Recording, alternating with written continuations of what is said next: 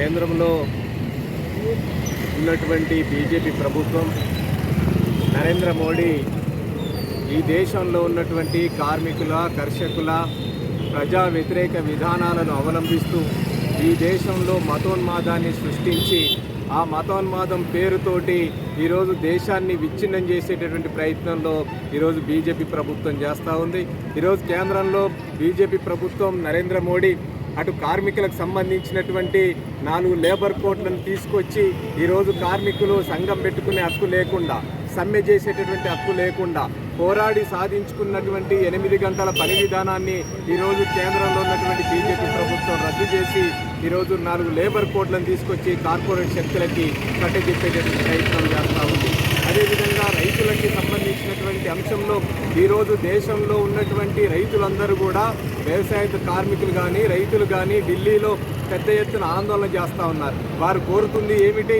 ఈరోజు రైతులు పండించినటువంటి పంటకి గిట్టుబాటు ధర కల్పించాలి అని ఈరోజు కేంద్రంలో ఉన్నటువంటి బీజేపీ ప్రభుత్వం మీద పోరాటం చేస్తున్నటువంటి రైతుల మీద ఈరోజు నరేంద్ర మోడీ బాష్పవాయువులు వేయడం కానీ, రైతుల మీద లాఠీ చార్జీలు చేయడం కానీ, ఈరోజు ఢిల్లీ చుట్టూన మేకులు కొట్టి రైతులు ఢిల్లీకి చేరుకోకుండా చేసేటువంటి ప్రయత్నం ఈరోజు నరేంద్ర మోడీ చేస్తూ ఉన్నారు.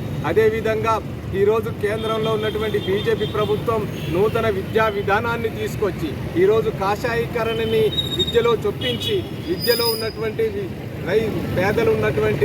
పేదలు కానీ, అదేవిధంగా దళితులు కానీ, గిరిజనులు కానీ, బీసీలు కానీ ఈరోజు విద్యకి దూరం అవుతున్నటువంటి ఈ క్రమంలో విద్యను అందించాల్సినటువంటి బీజేపీ ప్రభుత్వం దాన్ని కాషాయీకరణ చేసి తన మతోన్మాదాన్ని పిల్లల మెదడులోకి చొప్పించేటువంటి ప్రయత్నం చేస్తూ ఉంది. అందుకే ఈరోజు కేంద్రంలో ఉన్నటువంటి కార్మిక సంఘాలు, విద్యార్థి సంఘాలు, యువజన సంఘాలు, రైతు సంఘాలు, వ్యవసాయ కార్మిక సంఘాలు, సిఐటి, ఇతర ట్రేడ్ యూనియన్స్ అన్నీ కలిపి ఈరోజు గ్రామీణ బంద్కు పిలుపునిచ్చినాయి.